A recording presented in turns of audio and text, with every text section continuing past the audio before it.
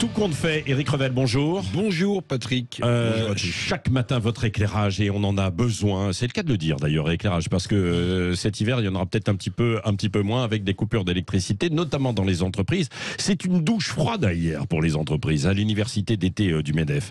Elisabeth Borne, Éric, a évoqué le rationnement en matière d'énergie si ces entreprises ne font pas assez d'efforts pour moins consommer. C'est ça en clair ? Ah oui, c'est ça, douche froide. Oui.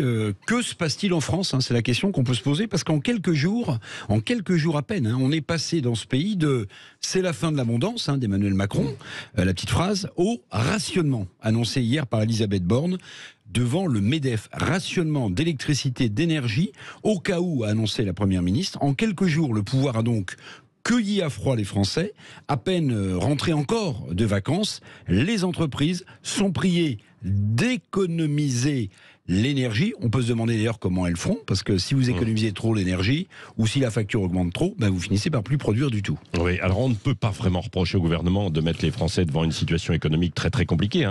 Le gouvernement ne veut plus cacher la réalité de la situation, c'est ça ? Si vous parlez de la réalité, Patrick, on va parler de la réalité sur l'inflation. L'inflation qui ne cesse de prendre de l'ampleur. Il y a le calcul officiel, vous le savez, de l'INSEE. Et il y a ce que les Français constatent dans leur vie quotidienne. Alors, tout compte fait, une enquête du cabinet IRI France pour le journal Le Monde, écoutez bien, révèle que sur un chariot de course d'une quarantaine de produits représentatifs de notre consommation courante, un chariot de course d'une quarantaine de produits, eh bien la hausse sur un an est de 12%. Vous avez bien entendu. La réalité que vivent les Français, c'est une inflation à 2 chiffres, dit cette enquête relayé par Le Monde, et non pas le chiffre officiel de 6%. C'est quasiment le double. Donc en réalité, les boucliers tarifaires qui coûtent un bras, comme disait Emmanuel Macron, ils ne suffisent plus. D'ailleurs, l'économie française se dégrade. L'accroissement des faillites, vous l'avez peut-être noté, des PME, des TPE, dans l'incapacité de rembourser les fameux PGE, les prêts garantis d'État, contractés auprès des banques, vous vous en souvenez, au moment de la crise sanitaire. Eh bien, l'accélération de ces faillites, vous en avez parlé tout à l'heure, Patrick Roger, devient un sujet pour l'emploi en France. Emploi qui, pour nombre de secteurs, est un sujet central, puisqu'on ne trouve pas assez de salariés. Oui, c'est ça. Alors, l'économie française ralentit dangereusement, si je vous écoute. Et nous ne sommes pas entrés en récession, tout de même. On est en quoi ? En stagflation, là, peut-être ? Stagflation, juste un petit rappel. La stagflation, c'est une inflation forte, on est en plein dedans, et une croissance molle, on est encore en plein dedans. Mais, vous avez raison, on n'est pas loin de la récession, en réalité, parce que l'économie française ralentit encore.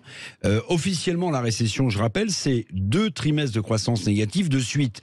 On est plus qu'en ralentissement, et on n'est pas les seuls. En Europe, c'est la même chose. Et si les difficultés énergétiques dont vous parliez tout à l'heure, pour les entreprises françaises, se manifestent aussi pour l'Allemagne, qui est notre premier partenaire en Europe, si la première économie de la zone euro allemande venait à faiblir, elle entraînerait l'économie française un peu plus dans sa chute. Accrochez vos ceintures, oui, c'est la rentrée. Oui, je croyais que c'est la Russie qu'on devait faire plier avec le conflit. Alors il n'y a pas que ça, évidemment, puisqu'il y a aussi des tensions sur l'ensemble des matières premières qui avaient démarré, Éric, avant le conflit Ukraine-Russie, bien sûr après la reprise du Covid, mais tout de même.